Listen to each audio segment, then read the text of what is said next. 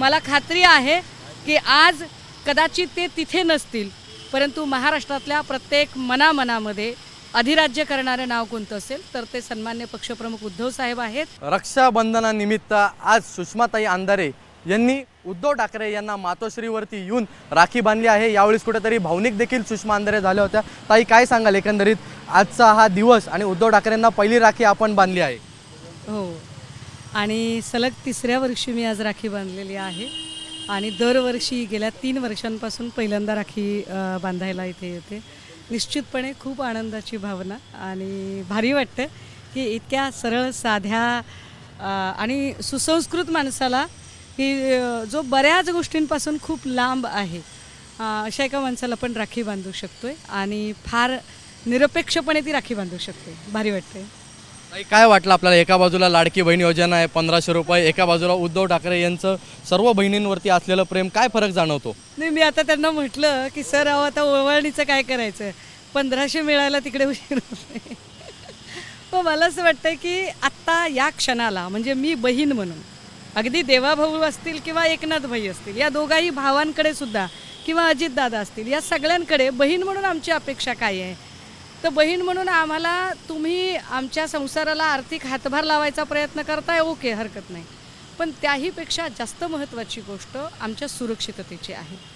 आमची सुरक्षितता, आमच्या मुलीबाळींची सुरक्षितता ती जास्त महत्त्वाची आहे आणि त्यासाठी सरकारमध्ये बसलेल्या आमच्या सगळ्या भावांनी जास्त कार्यतत्पर व्हावं ही नक्की अपेक्षा आहे. ताई, उद्धव ठाकरेंच्या मागे आपण खंबीरपणे उभा आहात, उद्धव ठाकरे म्हणून भाऊ म्हणून खंबीरपणे उभे, कसं नातं आहे एकंदरीत पूर्ण शिवसेनेमध्ये? हे बघा, मला असं वाटतं की आपल्याकडे असं एक म्हटलं जातं की राखी त्यासाठी बांधायची आहे कारण जेव्हा द्रौपदी अडचणीत आहे आणि श्रीकृष्ण सखा साक्षात उभा आहे तिच्यासाठी मदतीला, पण दरवेळेला बहीण अडचणीत असेल आणि भावाने उभं राहावं असं कुठे लिहिलं आहे?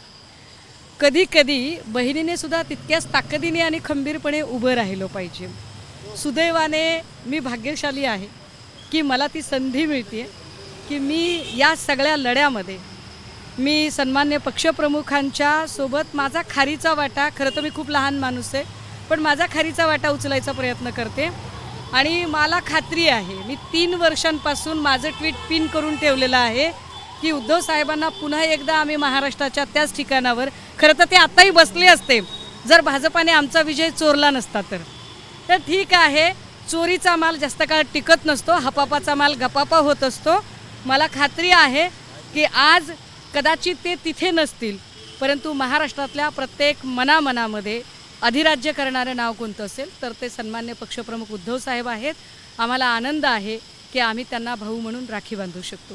एक शेवटचा प्रश्न, 3 भाऊ एकनाथ शिंदे असतील, देवेंद्र फडणवीस असतील, अजित पवार असतील, यांना काय आज आपण सांगाल रक्षाबंधनानिमित्त?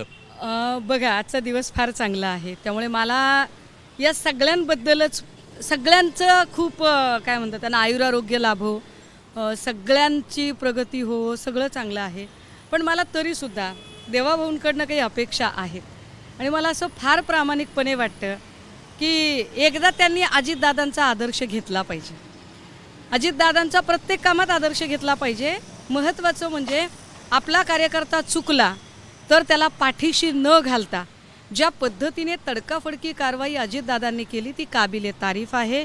इकडे मात्र दीपक काटे असेल किंवा काल परवा ड्रग्जमध्ये अडकलेल्या आरोपीला पुन्हा एकदा जवळ घेऊन बावनकुळेंनी ज्या पद्धतीने प्रवेश देण्याचा प्रयत्न केला, हे तुम्ही जे गुन्हेगारांना पाठीशी घालताय हे सामान्य लोकांना पटत नाही. त्यामुळे अजितदादांकडून शिकण्यासारखं आहे. एक रमीचा विषय झाला, दादांनी थोडीशी हालचाल तरी केली, किमान थोडी भाकरी तरी फिरवायचा प्रयत्न केला, परंतु एवढ्या चुका करणारे मग गिरीश महाजन असतील, संजय शिरसाट असतील, हे योगेश कदम असतील, या सगळ्या लोकांना फडणवीस ज्या पद्धतीने पाठीशी घालतायत ते जरा वाईट वाटतं. त्यामुळे देवाभाऊंकडून आमची अपेक्षा असेल, इच्छा असेल, बघा आम्हाला काही तुमच्याकडून ओवाळणीतनं पैसे नको आहेत, तुमची सत्ता नको आहे, आम्ही आमच्या कर्तृत्वावरती मिळवायचा प्रयत्न करू, पण जर काही ओवाळणी द्यायचीच असेल महाराष्ट्रातल्या बहिणींना तर महाराष्ट्रातल्या बहिणींना एक सुरक्षित वातावरण हवं आहे. ते सुरक्षित वातावरण आपण द्यावं इतकीच अपेक्षा. एकनाथ शिंदेंना काय सांगाल? ते देखील आपले लाडके भाऊच आहेत ना? नाही, एकनाथ शिंदे सुद्धा आमचे चांगले भाऊ आहेत, त्यांना सुद्धा आयुरारोग्य लाभावं, त्यांना सुद्धा चांगलं आयुष्य लाभावं, काही हरकत नाही. पण आत्ता अडचण अशी आहे की सरकारमधली सगळी निर्णय प्रक्रिया ही देवेंद्रजींच्या भोवताली आहे आणि देवेंद्रजी केंद्रस्थानी आहेत आणि आत्ता एकनाथ शिंदे यांच्याकडे काही अधिकारच नाही आहेत मुळात. अहो, त्यांच्या स्वतःच्याच खात्याची चौकशी चालू आहे, त्यांच्याच मंत्र्यांवर रेड पडत आहेत, त्यांच्या किती आता मंत्र्यांची प्रकरणं बाहेर निघाली आहेत.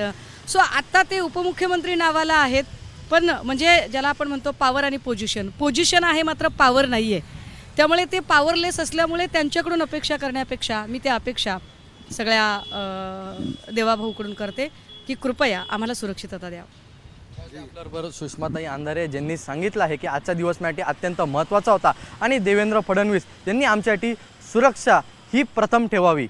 कॅमेरामन कृष्णा खापरेसह ईशान देशमुख, एबीपी माझा, मुंबई. एबीपी माझा, उघडा डोळे बघा नीट.